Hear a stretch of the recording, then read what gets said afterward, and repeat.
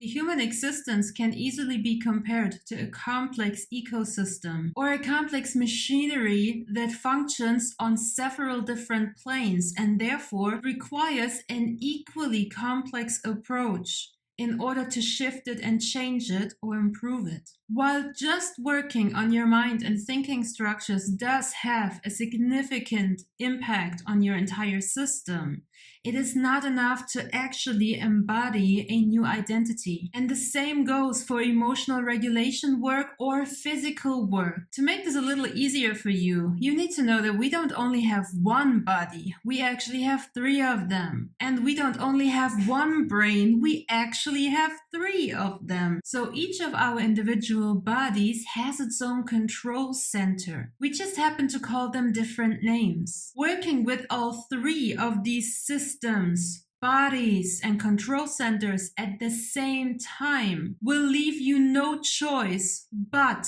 to step into a new identity. The control center of the mental body is, in fact, the brain. The control center of our emotional body is our heart and our upper digestive system. And the control center for our physical body is our gut. The absolute best part about this structure is that as long as you cater to all 3 of them and work on improving all 3 of them, it doesn't really matter what you're actually doing. The only thing that matters is that you're doing something for each of them. That means that instead of only repeating affirmations, listening to them, journaling, writing them down, or only doing visualizations, meditations, and sound and energy therapy, or only doing the physical work, the action taking, all you gotta do is to combine all of them. Every human is unique. We all have different backgrounds, different desires, different stories that are going on, different things that we're familiar with and things that we're unfamiliar with. We have different skills, different fears, and different preferences. And this is the actual true reason for why we even have all of these options, strategies, and techniques. Without every single human's unique desire and therefore demand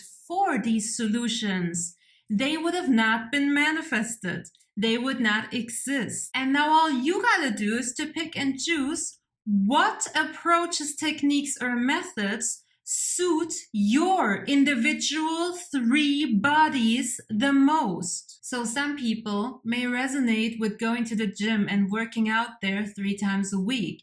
That would cover the physical body. They may also resonate with listening to very high vibe, high energy, positive music. That would cater to the emotional body. And they may choose to hype themselves up in the mirror every single morning as a form of positive self-talk, and that would cover the mental realm. Other people may resonate more with long walks somewhere in nature. They may choose to meditate and listen to specific sound frequencies. And every night before they go to bed, they may choose to journal, to write about their daily experiences and use this as a form of reflecting on their choices, thoughts, and mindset. In each case, it doesn't actually matter what they have chosen to practice. It just matters that they are practicing it consistently and with persistence. And this is the true formula to success. Now, in a perfect world, we all know this, we all understand this, and we all got this down and on point. But in all reality, people struggle.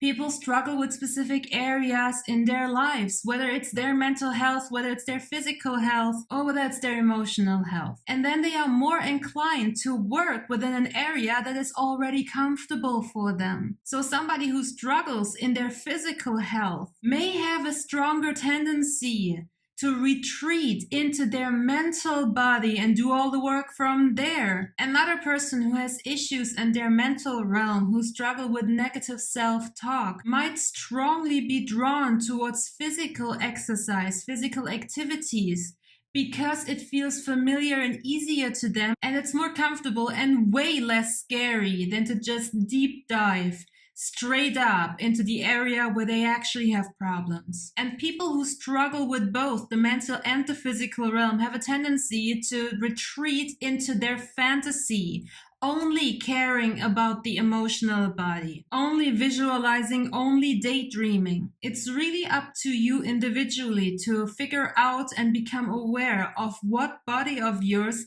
is the problematic one, and then to make the conscious decision to directly dive into that one, while of course also considering the needs for the other bodies. You cannot neglect an aspect of yourself and hope to succeed. It's not working like this. You cannot hope to force a change in your physical body or environment by just catering to the mental realm. And likewise, you cannot force a change in your mental realm by just catering to the physical. And of course, you cannot expect a true, lasting, sustainable change in either the mental or the physical realm if you're only focusing on the emotional. You really have to combine them all. Now, how does it actually look like and feel like in practice when you do tackle all of these aspects? The first step is to become aware of some kind of distortion, some kind of thing that is not working the way we want to. With this recognition of the unwanted, we are automatically, at the very least on a subconscious level, realizing what the wanted opposite of that would be. At this stage, we don't actually really know how it feels like or looks like or what's happening inside of our brain if we were the person that we think we need to become or want to become. So any and each approach is kind of based on making assumptions. What do you assume this new identity of you is thinking about? What do you assume they are talking about? What do you assume are their choices in life? What actions do they take? How do they act and perform when they are faced with adversity? What do they actually allow others to bring into their lives, and where do they set boundaries? Ask yourself all of these questions and make bold-ass assumptions. There is no such thing as a universally approved perfect plan or formula, blueprint that you need to follow. Every person on this planet who has ever achieved any form of success achieved that success according to their unique approach. And I can guarantee you not a single one of them started by having the perfect plan or the perfect approach. So from the space, the stage of awareness, we are now moving into a stage of trial and error. We make an assumption, we go test it out, and then we evaluate whether this was for us or not for us. And then we make adjustments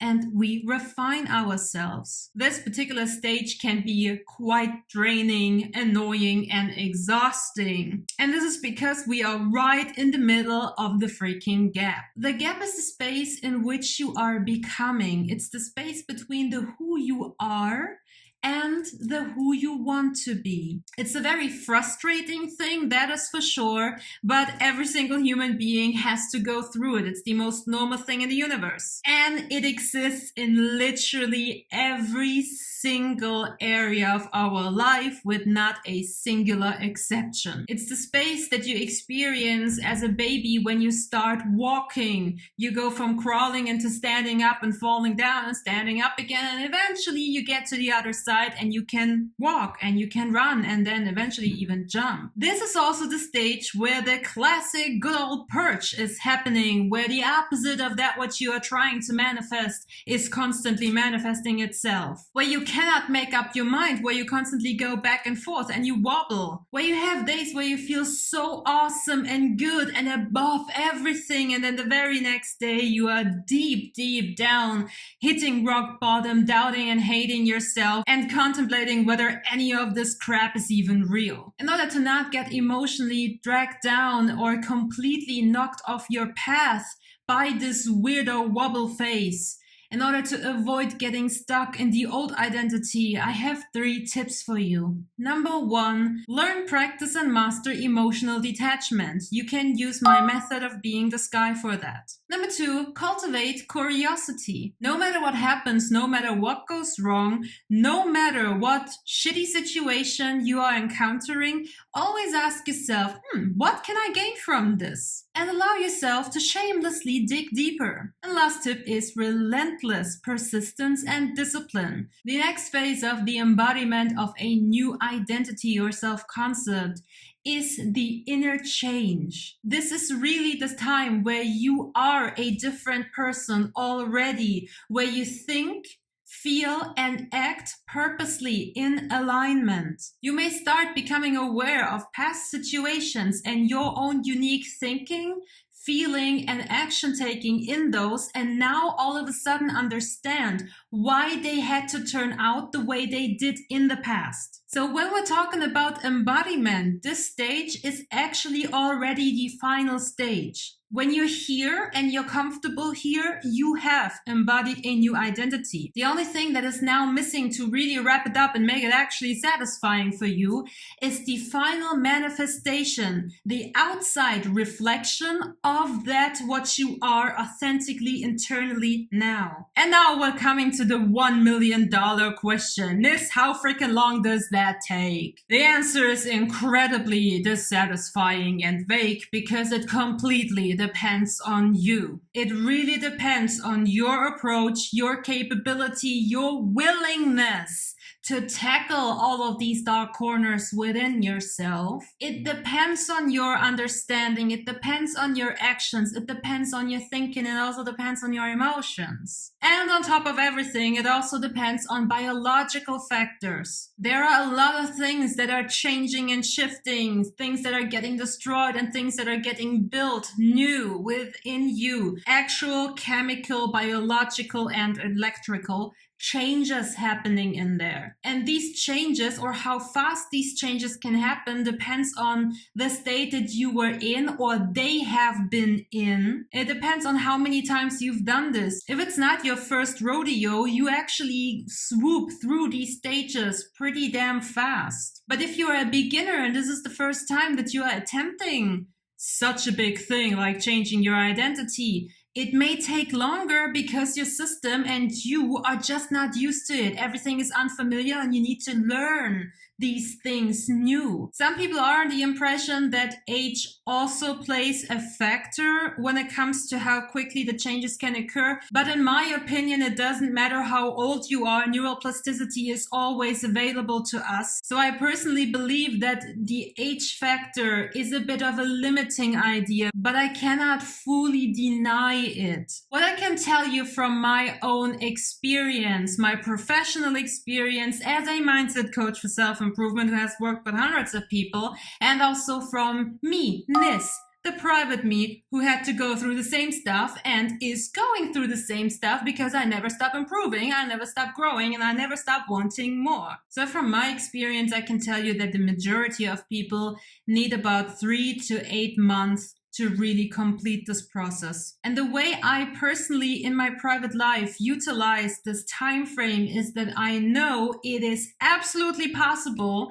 to happen in 3 months or even a little bit less. But I am okay with it taking longer. However, once we hit the 8-month mark and I have no evidence for an internal or external change, if nothing has changed, if nothing has shifted after 8 months of doing the work, there are 2 options for me here. Option 1 is I have misunderstood something or done something wrong and I need to adjust it. Or option 2 is that I am trying to bring something into existence for myself that is actually not for me. And when I say that something is not for me or not for you, I don't mean that you cannot have it.